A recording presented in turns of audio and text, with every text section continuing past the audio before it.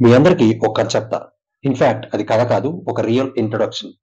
ఎక్కువ జనాభా ఉన్న ఈ దేశంలో at the time of 1900s when we are in the rule of British, ఆ టైంలో మనకి ఎవరైనా వచ్చి ఒక చిన్న సహాయం చేస్తే చాలు మనం దేవుళ్ళ చూసే పరిస్థితి.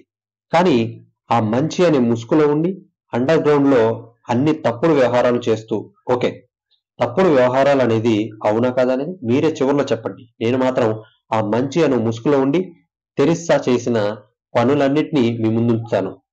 ఈ విషయాలన్నిటినీ మన దేశంలో ఉన్నవారు ఇన్వెస్టిగేట్ చేసి చెప్పారంటే మీరు బయాస్డ్ అనుకోవచ్చు, కానీ అది నిజం కాదు.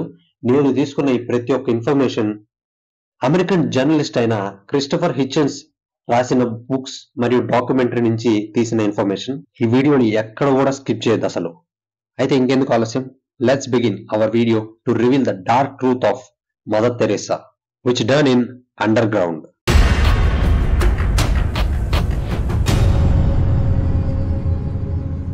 ముందుగా ఆమె ఎక్కడ పుట్టింది, ఇండియాకి ఎప్పుడు వచ్చిందో అది మాత్రమే తెలుసుకొని మెయిన్ ఇన్ఫర్మేషన్ లోకి వెళ్దాం. Mother Teresa August 26, 1910 Skopje, north మాసిడోనియాలో జన్మించింది. ఈమెకి 18 years ఉన్నప్పుడు సిస్టర్స్ లో జాయిన్ అయ్యి ఐర్లాండ్ నుండి డబ్లిన్ లో ట్రైనింగ్ తీసుకొని అవి పూర్తయ్యాక ఆమె ఇండియాకి పంపించారు. ఈ పదం గుర్తుపెట్టుకోండి, ఆమె రాలేదు, పంపించారు. అది ఎందుకు పంపించారో మీకు తర్వాత చెప్తాను. 1931లో ఆమె మొదటి మతపరమైన ప్రమాణాలని స్వీకరించింది. మనం ముందు చెప్పుకున్నట్లు ఆమె బయటికి కనిపించడానికి లోపల చేసే పనులకి అసలు సంబంధమే లేదు. నేను చెప్పే ప్రతి దానికి ప్రూఫ్స్ మీకు కింద డిస్క్రిప్షన్ లో పెడుతున్నాను. స్కై డాక్యుమెంటరీస్ అని గూగుల్లో సెర్చ్ చేయండి, మీకు ఇన్ఫర్మేషన్ మొత్తం వస్తుంది. ముందుగా ఆమె స్థాపించిన మిషనరీ హాస్పీస్ లో ఎలా ఉందో తెలుసుకుందాం. హాస్పీస్ అంటే సిక్ పీపుల్ ని అందరిని కలిపి ఒకే చోటు నుంచి కేర్ తీసుకునేదాన్నే హాస్పీస్ అని అంటారు.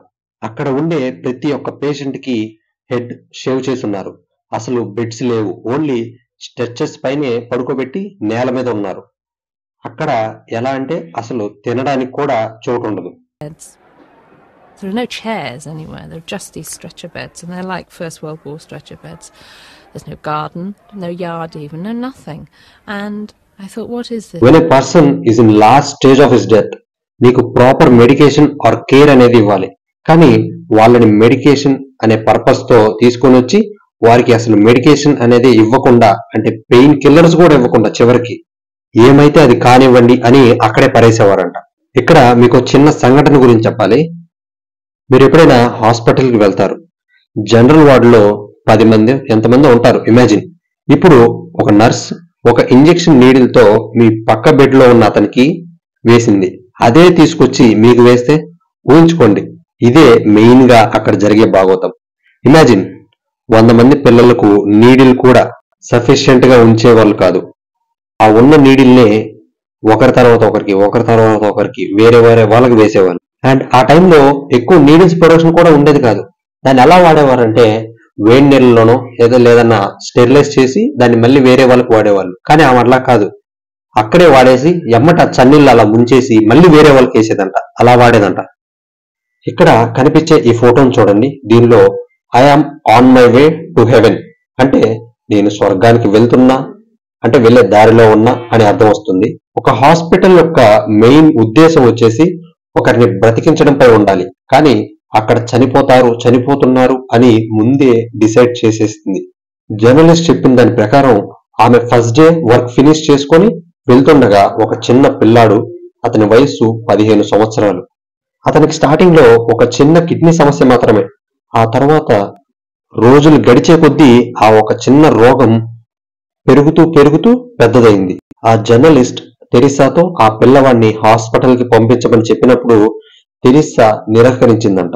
ఎందుకు అని అడిగితే ఆమె ఇలా చెప్పింది, ఒక్కరికి చేపిస్తే అందరికి చేపించాలి, నేను అందుకు ఇక్కడ లేను అని చెప్పిందంట. మరి ఆ పిల్లాన్ని ఎందుకు తీసుకొచ్చినట్టు అక్కడికి? ఆమెకి ఎప్పుడైతే భారతరత్న అనౌన్స్ చేశారో ఆ 90s టైంలో, అప్పుడు ఆమె నన్ను అరుణాచల్ ప్రదేశ్ లో మత ప్రచారం చేయనిస్తేనే ఆ అవార్డు స్వీకరిస్తా అని చెప్పింది. అప్పటికి అక్కడ ఫ్రీడమ్ ఆఫ్ రిలీజియన్ బిల్ అనేది నడుస్తూ ఉంది. ఆ బిల్ యొక్క మెయిన్ ఉద్దేశం వచ్చేసి బయట వాళ్ళు కానీ మన దేశంలోకి వచ్చి మత ప్రచారం చేయకూడదు. చివరికి ఇండియన్ గవర్నమెంట్ ఆమె కండిషన్ కు ఒప్పుకోవాల్సి వచ్చింది. మరి నిజంగా సేవలు చేయడానికే వచ్చినప్పుడు ఈ మత మార్పిళ్ళు, మత ప్రచారాలు ఎందుకు? 25,000 పీపుల్ చనిపోతే మీరేం చేస్తారు? మీ గుండెల్లో ఎక్కడో ఒక చోట కొంచెమైనా బాధ కలుగుతుంది. కానీ ఆమె మాత్రం వెక్కిళ్ళు నవ్వుతూ ఇలా అనౌన్స్ చేసింది. అసలు ఇంత చేసి కూడా ఆమె డబ్బులు మొత్తం ఎక్కడెక్కడ తిప్పేదో మీకు తెలుసా? వాటికన్ బ్యాంక్ లో. ఆ డబ్బులు మొత్తం కూడా క్యాథలిక్ చర్చెస్ కోసం వాడేవారంట. ఇంకో విషయం ఏంటంటే అక్కడ ఉన్న వాలంటీర్స్ కి బేసిక్ ప్రాక్టీస్ కూడా ఉండదు. ఏదో రోగానికి ఏదో టాబ్లెట్ ఇచ్చి అక్కడ వాళ్ళందరినీ ఉంచేవాళ్ళంట. ఒక జర్మన్ రిపోర్ట్స్ ప్రకారం అక్కడికి బస్తాలుగా చెక్స్ వచ్చేవంట. ఆమె బ్యాంక్ అకౌంట్ న్యూయార్క్ లో అప్పట్లోనే $50 million సంథింగ్ ఉన్నట్లు రిపోర్టులు చెప్తున్నాయి. ఈ వీడియో ఇంతే ఫ్రెండ్స్. ఈ వీడియో మీకు నచ్చినట్లయితే లైక్ చేయండి. అలాగే ఇలాంటి కంటెంట్ అసలు మిస్ అవ్వకూడదు అని అనుకుంటే మాత్రం సబ్స్క్రైబ్ చేసుకోవడం మాత్రం మర్చిపోవద్దు. That's all for today. Thank you for watching.